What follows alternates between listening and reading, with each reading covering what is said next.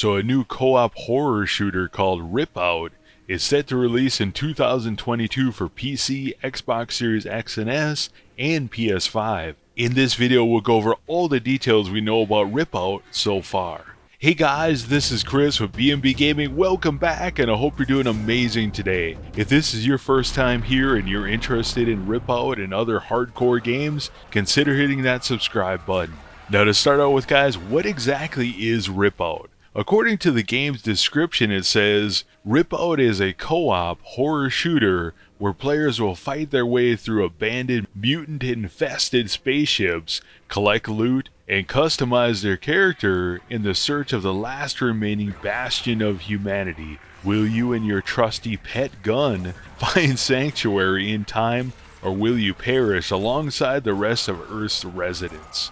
On the website it says, from outer space comes a thrilling co-op horror experience. Anyways, it goes on and says, after genetically engineering a powerful but dangerous bioweapon to fend off alien invaders, humanity falls victim to its own creation. You wake up in the year 2084 as one of the last surviving Earth's soldiers. The fate of humanity rests in your hands. Will you preserve mankind's legacy, or will our race end up consumed by the sentient cell? So the whole premise here is kind of interesting because I think we'll see this in the gameplay. There's like a weird mechanic where there's like this small little alien head thing or something, and it goes inside the machinery and it kind of reconstitutes itself into a bigger, nastier mutant. And evidently that must be the biotechnology or something that we created and now the aliens are using to kill us off. Well, anyways, what exactly will Ripout play like? According to Steam, it says that Ripout is a cooperative PvE game. It says we're going to embark on a variety of missions and explore derelict ships alone or in small teams. As far as the enemies, it says there's going to be a high variety of reconfigurable monsters, and that seems like one of the main features of Ripout. Anyways, it goes on and says that you're going to fight genetically altered beings who are able to strengthen and reconfigure themselves by attaching smaller mutants to their bodies. The player will never know what to expect from their enemies. So basically, if you shoot a piece off one of these mutants and they get away, or I'm not sure how it works, but they come back bigger and stronger. And it's not just mutants they can attach to their bodies, it can be different pieces of biotech as well, so different weapons. So the whole concept here reminds me of the enemy in Dead Space, where there was this enemy where you couldn't kill that enemy. You would dump a bunch of damage into it and it would be kind of like Clayface from Batman, where it just kind of come back to life again and you'd have to run away from it and eventually have to deal with it in a different way. From what I can tell from the gameplay here, in Ripout's case, it seems like a central part of the game where there's going to be certain enemies in each level that it looks like you can't actually kill. Like you tear them down and they run back into the hallways again and they come back nastier next time. Another core feature of Ripout is what they're calling the living pet gun. Here on the website it says, stand your ground using your trusty pet gun and harness the power of this sentient biotech yourself and turn it against your foes. Along with that, we're also going to be able to customize our weapon, including our pet gun, and choose between multiple character specializations to find the perfect playstyle for us, it says.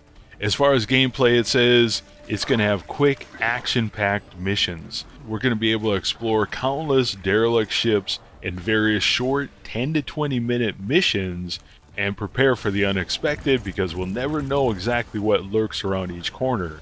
Another feature of Ripout is procedurally generated levels. It says enjoy endless replayability and suspense thanks to our procedurally generated level design. And finally, Ripout, of course, is going to have multiple difficulty levels. So diving deeper here, what are the unique features of Ripout? Again, we have what they're calling reconfigurable enemies. It says we're going to be able to fight hordes of twisted mutants capable of reconfiguring or strengthening their alien bodies with rogue technology and other smaller monsters. So in the gameplay you can see that there's all kinds of junk hanging off hanging off these big dudes, and they keep coming back and they're bigger and nastier.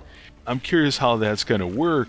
Is it going to be the first thing you shoot off of these monsters that they're going to, put back on themselves or strengthen? Are we going to be able to choose, what we're going to take on here?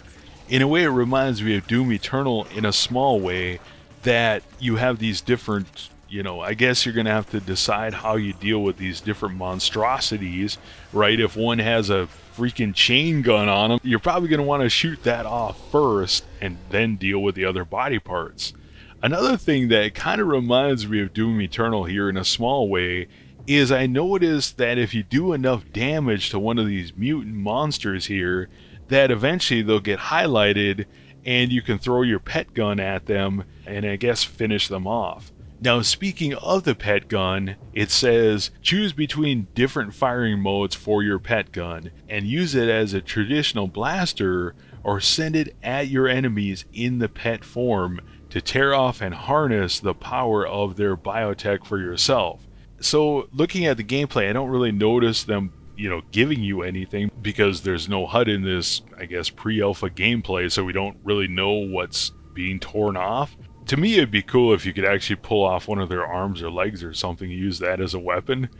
That'd be kind of cool, but I guess we'll have to wait and see. As far as the gameplay and levels goes, on the website it says Ripout's procedural level generation will ensure every mission you embark on offers a unique experience. And finally, they talk about co-op. It says, choose between various mission types and take them on alone or with your friends. Explore the unknown with your friends in action-packed 10 to 20 minute missions. So you're probably wondering who is the developer of Ripout. According to the website, they're called Pet Project Games, and doing some exploration on it, it looks like it's a 6-person team in Serbia.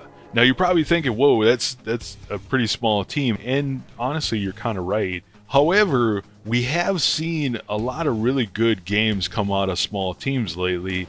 For example, I'm thinking of Deep Rock Galactic, I believe only had a 26-person team.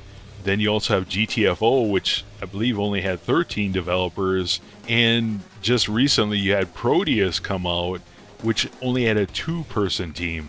So there is precedent here for really good games coming out of small studios. And now, I'm not saying this game is going to be amazing or anything, but there is precedent that great things can come out of small teams. And frankly, because of the atmosphere of gaming right now with Microsoft buying up all these studios, personally, I think this is where the hope of gaming is, where we're going to get the next amazing game. Because it seems like in those big corporations, that's where great ideas go to die, right? Because they have one good idea and they milk it until it just falls over. As far as game mode, it looks like from the footage, it's 1 to 3 player co-op. So you can play it solo, or in the gameplay, it looks like 2 other players. Interesting enough, I mean, you can see in this gameplay that one of your teammates gets smoked. So I don't know how that works. I mean, does that mean you could pull off the weapons off your teammate and use them? Or does it mean the mutants can take your squad mate and attach them to their new body? That would be funny and fun.